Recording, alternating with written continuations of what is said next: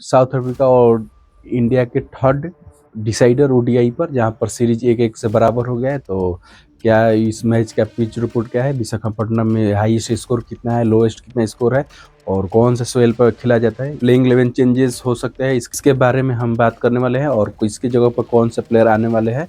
तो इस स्पोर्ट तक का जो कंट्रोवर्सी चल रहा है, विराट कोहली के शतक स्लो, इस पर बात करने वाले हैं। अश्विन सर ने अपने चैनल पर नैरेटिव किया जाता है पीआर गेम के बारे में बात की है, उसके बारे पर बात करने वाले हैं। तो क्या रोहित शर्मा के स्पीच पर रिकॉर्ड क्या है, के राहुल का रिकॉर्ड है, तो इस पर हम बात करने वाले हैं। तो सबसे पहले हम बात करते हैं जो स्पोर्ट तक पर जो विराट कोहली को लेकर कंट्रोवर्सी हुआ है। इस पर सीनियर जर्नलिस्ट है नितिन श्रीवास्तव, और उन्होंने एक्स पर यानी ट्विटर पर एक ट्वीट किया था कि जो इंडिया और साउथ अफ्रीका के सेकेंड ओडीआई मैच है उसमें हार के कारण विराट कोहली की बताई थी, और उन्होंने अपने वीडियो में एक्सप्लेन किया था तो हार के कारण कैसे हुआ था। तो जहां कि उन्होंने जब 90 रन पे खेल रहे थे और 100 रन पूरा करने में उन्होंने 12 गेंदा ली है, यानी कि 12 गेंदा पर 10 रन मारे हैं, और वहां पर 10-20 रन शॉर्ट हो गया है इस कंट्रोवर्सी पर। तो देखो, इस कंट्रोवर्सी पर इलॉजिकल सवाल है, और इस पर एक्सप्लेन करना भी गलत होगा कि वो स्लो क्यों हो गए। और इंडिया में कौन ऐसा बैट्समैन है जहां शतक के करीब होता है तो गेंद नहीं खेलता है ज्यादा, और वो ज्यादा भी नहीं गेंद खेले हैं, वो तो रन अप बॉल वाला गेंद खेले हैं, 12 गेंदा 10 रन ऐसे मारे हैं रन। और यह नेरेटिव किया जाता है और स्पोर्ट तक पर, हालांकि और जो एक्सपर्ट थे उन्होंने मना कर दिया, ये सब खारिज कर दिया बात को। और हम करें कि मैच की हार के कारण क्या होती। बैटिंग जब विराट कोहली आउट हुए हैं, 11 ओवर बचा हुआ था, और वहां पर बैटिंग अच्छा से नहीं, सुंदर ने 8 गेंदा पर 1 रन मारकर आउट हो गए थे, और रविंद्र जडेजा ने 27 गेंदा पर 24 रन मारे हैं। बस खाली के राहुल ही रन बनाए थे, 66 रन सहित।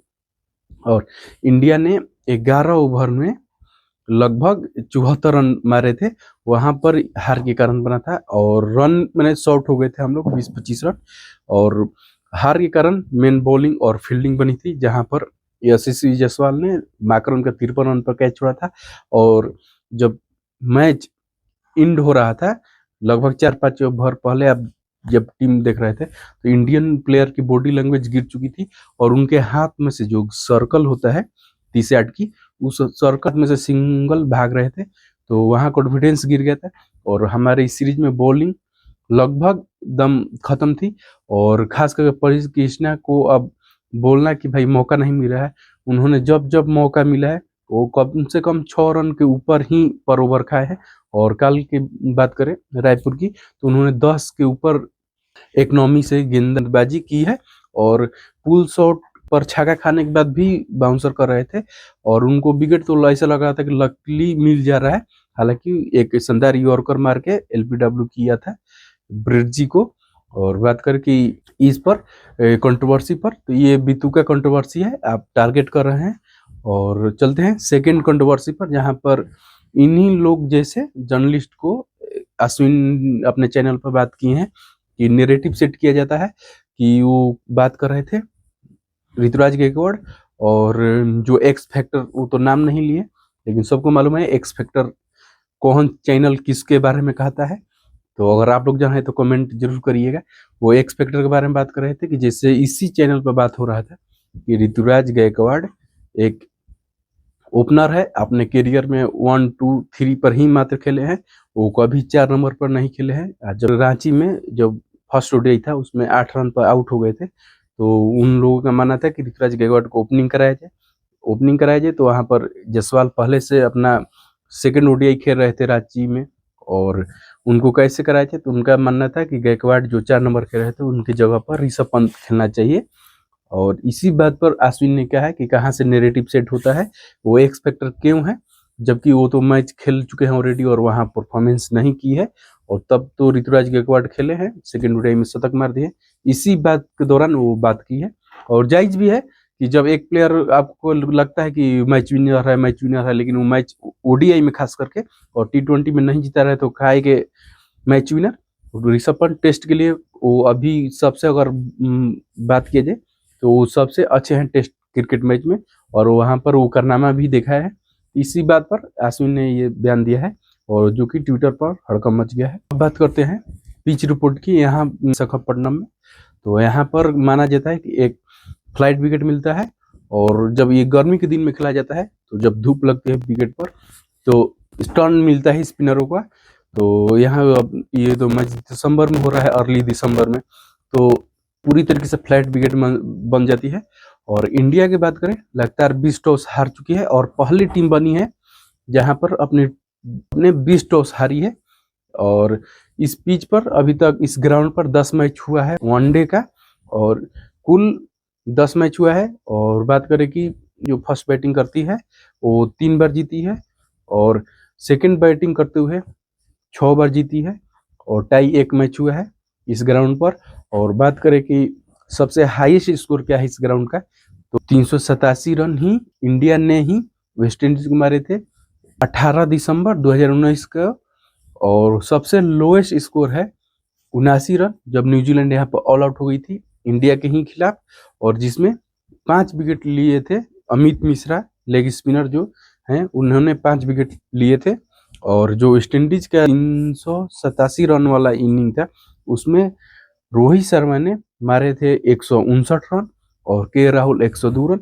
तो रोहित शर्मा के इस ग्राउंड पर चलना मुमकिन है, तो एक शतक देखने को मिल सकता है कल। और बात करें विराट कोहली की तो उनका भी एवरेज यहाँ पर लगभग 100 के आसपास है और 500 रन शायद बना चुके हैं 5 मैच में। तो वो भी एक कल थर्ड शतक इस सीरीज के तीनों मैच में एक शतक देखने को मिल सकता है विराट कोहली का। और विराट कोहली ऐसे देखने में लग भी रहे हैं कि वो इतना कॉन्फिडेंस है कि वो शतक लगा भी सकते हैं। और बात करें ऋतुराज गायकवाड़ की तो वो भी अच्छे फॉर्म में दिख रहे हैं। और इंडिया की प्लेइंग 11 की बात करें, ओपनर को नहीं लगता है हमको कि जायसवाल को 3 मौका दिया जाएगा वनडे में, तो जायसवाल और रोहित शर्मा ओपनिंग करेंगे और 3 नंबर पर आएंगे विराट कोहली। और चौथे पोजीशन पर ऋतुराज गायकवाड़ अपना दावा मार दिया है, पिछले वनडे में शानदार शतक जमाया था, तो अब वो तो खेलने वाले हैं। और 5 नंबर जो 5वें नंबर पर सुंदर आ रहे थे तो उनकी जगह सवाल है। देखो इस मैनेजमेंट ने उनको बाय किया तो हो सकता है कि ये वनडे तीसरे भी दे दिया जाए और फाइनल डिसीजन ले लिया जाए, नहीं तो तिलक वर्मा और पंत में से किसी एक को खिलाया जाएगा। और मेरा मानना है कि अगर आप प्रॉपर फिनिशर के तौर पर देखना चाहते हैं तो पंत को खिला ही देना चाहिए, और नहीं तो बैक कर सकते हो सुंदर को। और तिलक वर्मा भी ठीक है, थोड़ा तिलक वर्मा वो हो गए बैटिंग साइड ज्यादा, वो बैटिंग कर सकते हैं। और तिलक वर्मा के साथ ये फायदा है कि वो सुंदर के तरह बॉलिंग भी फेंक सकते हैं 1-2 ओवर, हालांकि सीरीज में ज्यादा बॉलिंग नहीं कराई है सुंदर भी।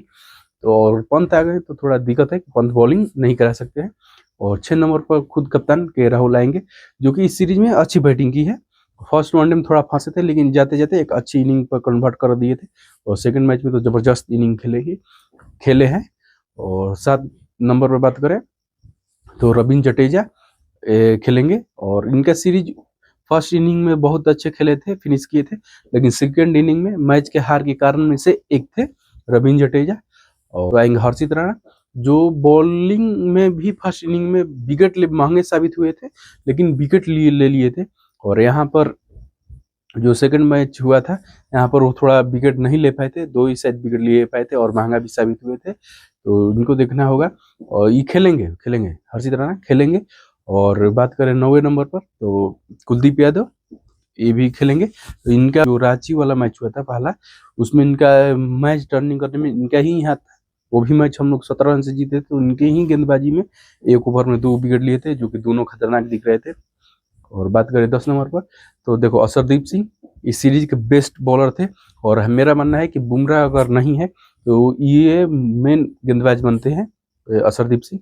और ये एकदम दिख भी रहा है इनका एक्सपीरियंस, और दोनों मैच में कमाल की बॉलिंग की है असरदीप सिंह। और 10 नंबर पर प्रसिद्ध कृष्णा जो कि इनकी अगर बॉलिंग दूसर होती, बॉलर बैकअप में और चुना जाता तो ये शायद अब तक रिप्लेसमेंट हो चुके होते। अब इनकी जगह पर दिक्कत है कि नीतीश रेड्डी ही पेस बॉलर में बचे हुए हैं। तो नीतीश रेड्डी एक प्रमुख गेंदबाज नहीं है, वो बैटिंग ऑलराउंडर है। तो क्या वो फेंक सकते हैं 8-9 ओवर, तो या क्या साउथ अफ्रीका फेंकने देगी, इस पर डाउट है। तो इसलिए लग रहा है कि प्रसिद्ध कृष्णा पूरा मैच खेलने वाले हैं और ये 3 सीरीज मिल गई। इनसे अच्छा होगा कि हम लोग शार्दुल ठाकुर रहते इस सीरीज में तो अच्छा रहता है। और में लगता है कि बैटिंग कितना सुधार किया है और बॉलिंग में वो तो कम से कम 10 ओवर फेंकते अच्छे। प्रसिद्ध कृष्णा के पास पेस तो है, और जिसके लिए जाने जाते हैं ये हार्ड लेंथ, ये सीरीज में खाली बाउंसर मार रहे हैं और डाल रहे हैं पटक के गेंदा बाउंसर। और मालूम होना चाहिए कि ऑस्ट्रेलियन हो या अफ्रीकन बल्लेबाज हो, वो बाउंसर अच्छे खेलते हैं। तो इनकी दिक्कत यही है, और ये अपना अगर हार्ड लेंथ डाले तो ये बेटर कर सकते हैं। ये देखने में तो अच्छा लगता है कि ये अच्छा कर सकते हैं, लेकिन इनका ट्रैक रिकॉर्ड बात करें तो टेस्ट, ओडीआई और टी20 तीनों में इनका इकोनॉमी ज्यादा है, 6 के ऊपर 7 के ऊपर है टेस्ट में, जो कि सोचने वाली बात है। तो चलिए यहीं तक, और मिलते हैं नेक्स्ट वीडियो के साथ। जय हिंद।